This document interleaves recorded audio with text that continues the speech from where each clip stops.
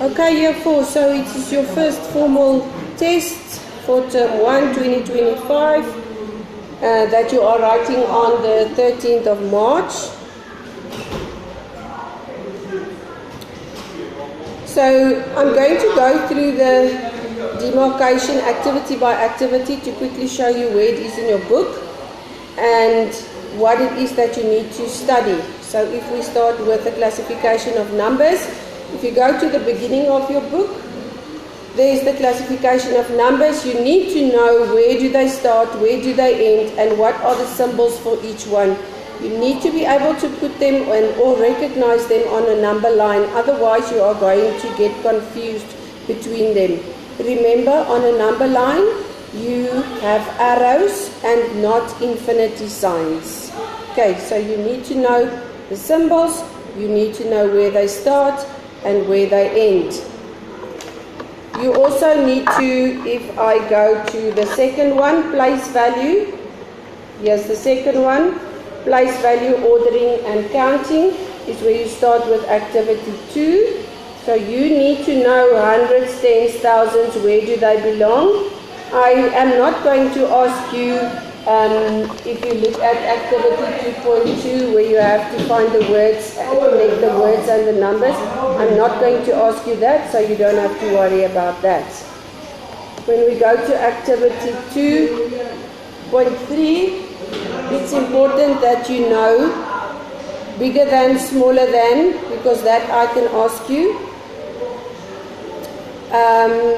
If you look at number 2.3, write the value of the underlined digit.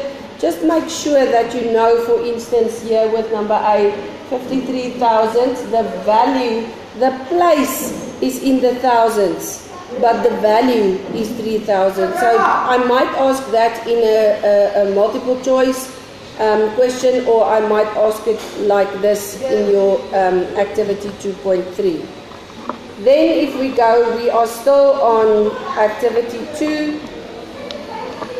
You need to know how to expand the numbers. So remember, if I take this one, for instance, 5,678 is 5,000 plus 600 plus 70 plus 8. Make sure that you know exactly how to expand these numbers. Okay, let's go to activity 3. 2.6. You need to be able to order the numbers from big to small or from small to big. And how do I do that? You look at the first numbers. So don't look at the last numbers, you look at the first numbers to determine which one is first, which one is second, which one is third. I might ask that to you in a multiple choice question, or I can ask you to give it to me in a row. Either number them or write them from descending or ascending, in descending or ascending order. If I look at activity 2.7, that's just the same, where you need to write them in descending or ascending order. Let's go to activity 2.8. Activity 2.8, you do not need to study activity 2.8. I'm not going to ask you anything about that. But you have to be able to do 2.9 and 2.10. Only use your calculator. So don't worry about writing them underneath one another, carrying or anything like that. Just use your calculator. Remember, I showed you, if you use your calculator, put your calculator flat down. First, you have to reset your calculator at the back. Put your calculator down flat. I'm left-handed. I use my right hand to use my finger to show where I need to add up. And that is how you use your calculator. So this is straightforward. Plus, minus, I can ask you this in any way. I can ask you in a multiple choice way, or I can just give you the sum to do. Or, as you know, if I go to activity 2.10, I can give it to you in a word sum. So these word sums, 2.10, is really important. Please work through them. Remember, I said to you, In the beginning, if you want to use it as a map, this is what is called a map to help you think, a tree map. You don't have to do it in a map. So if you can immediately do the sum, you do that. But remember, you have to show me the number sentence. And remember, because it's a word sum, the answer needs words. You have to put words in it. So if we go to the next activity 3 is double and half. Now remember, double and half we did with this funny method where you had to split them. You don't have to do it like this in the test. Remember, double means times 2. Half means divided by 2. So all you do is you are going to do, if you get a sum like this, for instance, in the test, you are going to say 415 divided by, no, this one is a times, so it's times 415 times 2. You're not going to do it in this way because it's going to take too much time. The same with half. When you have a double and a half word sum, remember that you have to look for the keywords to determine whether it's half or double. Once you've determined that, you have to write down the method. And remember, your answer needs words. How do I know which words to put there? Look at where the question mark is. So this question, for instance, let's see number D. When you buy the special, how much is each bottle worth? So in number D, my answer had 38 Rand each bottle is worth. You must remember, where's that? You must remember to go to the question to determine which are the words that you need in your answer. Then the next one on your demarcation is activity 4, order of operations, which is BODMAS. You know what BODMAS stands for. You need to know which ones do I have to do first, and you are going to use your calculator for that. You have to show all your steps because you get marks for the steps. You cannot just write the answer. You need to put the steps in. For instance, here you see that 13 minus 2 is in brackets, which means I need to do the brackets first. So 23 plus 4 I haven't done here. I've done the brackets first. I can put the brackets there or leave them out. And then when it's just plus and minus, I can do the sum from left to right. 23 plus 4 minus 11, and that will give me the answer of 16. So that is mainly what you need to know with BODMAS. Remember what they stand for, and remember which one, the order in which they must be written. Then we go to activity 5, which is LCM. You must know what LCM stands for, lowest common multiples. Remember, that is when you count in 2s, or you count in 5s, or you count in 20s. So if I do, for instance, the multiples of 4, 5, and 10, I have to write the multiples. Remember the way I showed you with the calculator. How do I determine the multiples of 4 on the calculator? 4 plus 4 equals, and it gives me an answer of 8. Plus, it changes to answer. If I now add 4 again, I can just enter. It will keep on adding the 4. Then I don't have to every time say plus 4, plus 4, plus 4. Remember how we did that? So once you've done the multiples, I need to find the same one. If I haven't found one in one of the 3 rows, I need to continue. Like with number B, I stopped, for instance, at 28, and I realized, oops, I don't find anything that is the same. So let me continue. I need to continue the row until I find the same in all 3 of them. Hence the LCM is 5, 6. Then I go to the next one, which is highest common factor. You need to know what the difference between a factor and a multiple is. A multiple is when I count in 4s or I count in 20s. Factor means what times what give me that number. And I have to start at 1. That's the sum where I need to do that little bucky. I start with 1. Then I go to 2. Let me show you one that was a bit more difficult.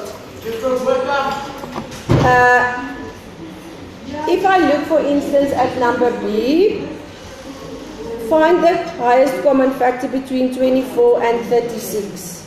I always start with 1. What comes after 1? 2. If I'm not good at that, then I use my calculator and I say 24 divided by 2. Yes, that one can work, so 2 times 12. What's the next number? 3. So 24 divided by 3. Yes, that works. 3 times 8. What's the next number after 3? Is 4. So I say 24 divided by 4 is 6. What comes after 4? 5. 24 divided by 5 is 4.8. So no, 5 is not working. What comes after 5?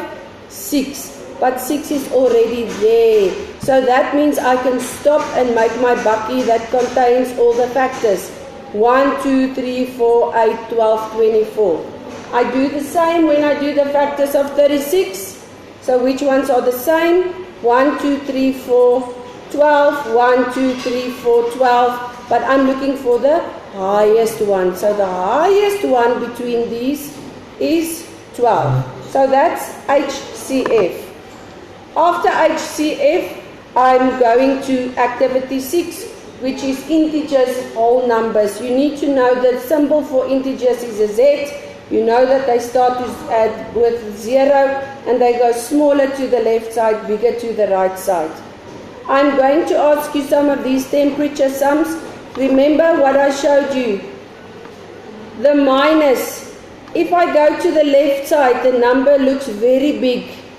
Here, for instance, it looks like minus 15 is a big number because it's got a minus in front of it. It is actually very cold. It is a small number, so minus 15 is much smaller than minus 7 or minus 6 for that matter. You need to be able to do bigger than, smaller than with the minus numbers. If you forget when you start the test or the exam, draw yourself a number line quickly so that you can see these numbers go minus 1, minus 2 up until they go, looks like they are bigger this side, but they are actually smaller on that side. Draw a number line when you start if you are getting confused.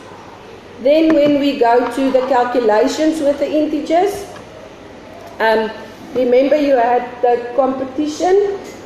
How did I show you how to work with the negative numbers? If I give you, for instance, this one, minus 5, minus 8, on my calculator, 5, I need to show my calculator that that's a negative number. Minus 5, and then minus 8, and that will give me the minus 13. Use your calculator, you have it to your benefit. Don't think that you can just do it from top of mind. Use your calculator. When it comes to the word sums, remember you have to write the number sentence down first. So in this case, the temperature outside is minus 4 and it goes up with 15 degrees. You have to write that first because you get a mark for that when it comes to the word sums. And then 11 degrees is your answer, and remember you need words. In this case, the words are the degrees Celsius. Then the last bit of activity 7, we are going to do square numbers and cube numbers. You have to be able to, this is what we've done this last week. Remember, these ones are the square numbers, not these ones. 2 is not the square number. The square number is 1, 4, 9. You need to recognize them. You need to go through this. This one is very important. Remember, square means times 5 times 5. 3 squared doesn't mean 3 times 2. It means 3 times 3. How do I do it with my calculator? Remember, on your calculator is a button that says x squared. So if I want to calculate 3 squared, 3 squared equals 9.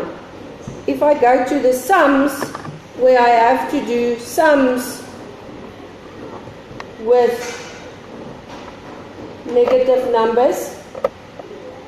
Ooh, wat ek doen dan nou vas. Okay, then I need to show the whole sum.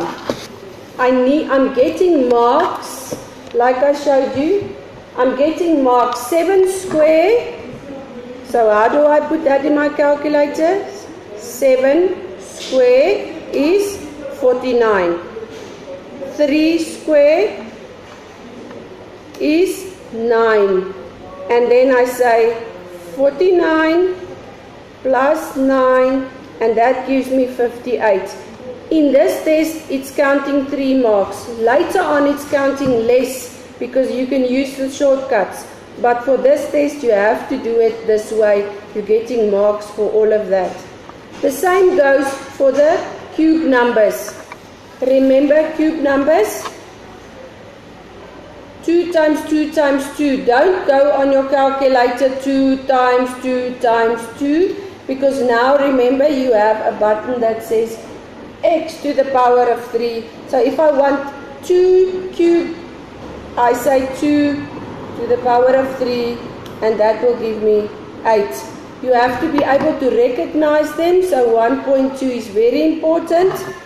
And if you go to the sums of 8.4, the same way you had to do the square sums and the cube ones. So here you have to show me 7 square is 49. 7 square is 49. Plus 3, now you need to watch out because some of them are 2's and some of them are 3's. So this one is 3 to the power of 3, and that is 27, and then you add them up, 76.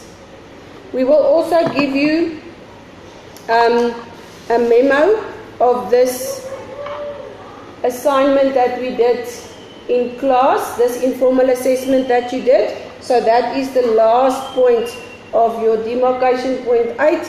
We asked you to go through assessment 1.1. This is this one. You will have a copy of the memo. You also pasted your test in the back. So please, you cannot just look at it and not practice it. You have to do some of the sums actually. But I hope this video helps. Good luck, and we hope that you do well.